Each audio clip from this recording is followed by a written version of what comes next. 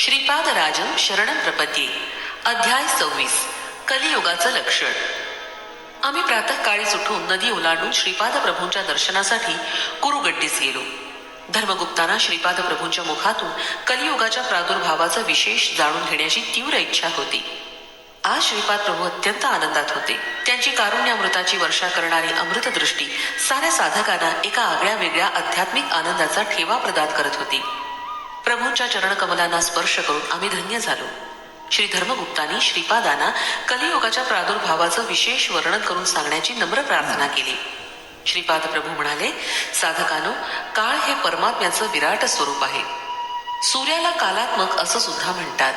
धनिष्ठा नक्षत्रापासून प्रारंभ केलेली सूर्याभोवतीची श्रवण नक्षत्राची परिक्रमा परत फिरून धनिष्ठा नक्षत्रापर्यंत येण्याच्या काळास ब्रह्मकल्प असं म्हणतात.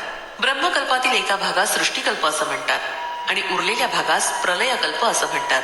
पितृदेवतांच्या संबंधित कालगणनेत अर्धा भाग शुक्ल पक्ष आणि अर्धा भाग कृष्ण पक्ष असं असतात.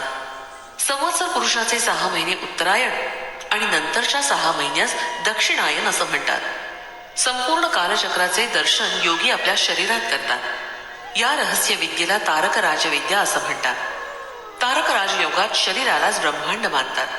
समस्त लोक यातच समाविष्ट झालेले आहेत. आपल्या शिरस्थानाला ब्रह्मलोक असं म्हणतात. या शिरस्थानात आचार विचार असतात. नाभीमध्ये विष्णुलोक असतो आणि आपल्या हृदयात रुद्रलोक असतो. पितृलोक आपल्या वीर्य कणात जन्यू देवता स्वरूपात वास करतात. या जन्यू देवतांचं कार्य असं की मानवाच्या गतजन्मात केलेल्या कर्माचं फळ पुढील जन्मात देणं. असं असलं तरी गेल्या जन्माचं फळ एका क्रमपद्धतीनं देण्यास काळाची अत्यंत आवश्यकता असते. कलियुगाचं लक्षण. पितृदेवता म्हणजे आपले दिवंगत झालेले पूर्वज नव्हे. स्वर्गवासी झालेल्या आपल्या माता पिता आजी आजोबा यांच्या नावानं आपण केलेल्या श्राद्ध पक्षाचं फळ स्वीकारून त्यांना उत्तम गती प्राप्त करून देणारे जन्यू देवताच असतात. या जन्यू देवतांना जन्म नसतो. योगीजन आपल्या शरीरातच सृष्टीतील 6 ऋतूंचं दर्शन करतात. एका वर्षात 12 पौर्णिमा आणि 12 अमावस्या असतात.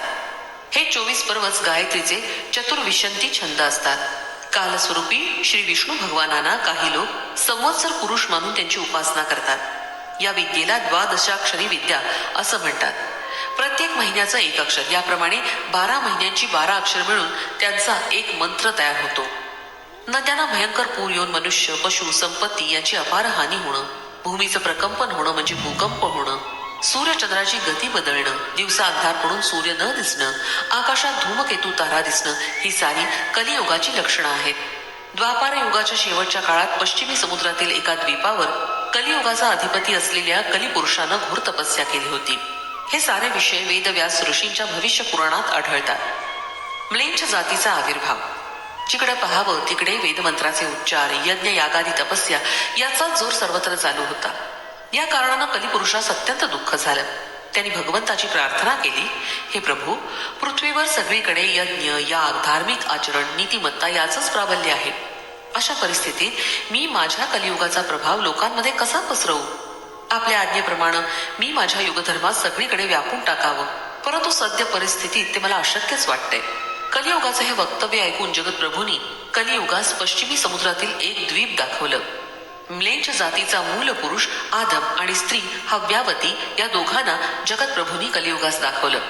त्या स्त्री पुरुषास विहार करण्यासाठी एक अत्यंत रमणीय उद्यान निर्माण केलं. वास्तविक पाहता ते स्त्री पुरुष भाऊ बहीण होते, परंतु कलियुगानं सर्वरूपानं त्यांच्या शरीरात प्रवेश करून त्यांच्यात कामभावनेचं बीज पेरलं आणि अधर्मी संतान उत्पन्न करण्यास प्रेरित केलं. ते दोघं अशा प्रकारे पतित झाल्यावर त्यांच्यातील दिव्य शक्ती अदृश्य झाले. कालांतरानं या जोडीपासून कलिधर्माच्या मूळ म्लेच्छ जातीचा आविर्भाव झाला. द्वापार युगाच्या अंती म्हणजे 2800 वर्षानंतर म्लेच्छ देशात म्लेच्छ जातीच्या संततीची अभिवृद्धी होणार असल्याचं भविष्य पुराणातील प्रत्येक सर्गपर्वात कथन केलं आहे. नीलांचल पर्वताजवळ आदम आणि हव्यावती या दोघांनी आपल्या पापाचं फळ अनुभवून आर्य धर्मास दूषण लावणारी अभक्ष भक्षण करणारी दुराचारी अशा संततीची वृद्धी केली. श्रीपाद प्रभू पुढे म्हणाले, मी कल्की अवतार घेऊन कोट्यावधी अधर्मी आणि दुराचारी लोकांचा नाश करून पुनरपी सत्ययुगाची स्थापना करणार आहे. हा फार दूरच्या भविष्यातील माझा कार्यक्रम आहे. श्रीपाद श्री वल्लभांचा जय जयकार असो. फलश्रुती. दुर्दैव नाश, सत्संतान प्राप्ती.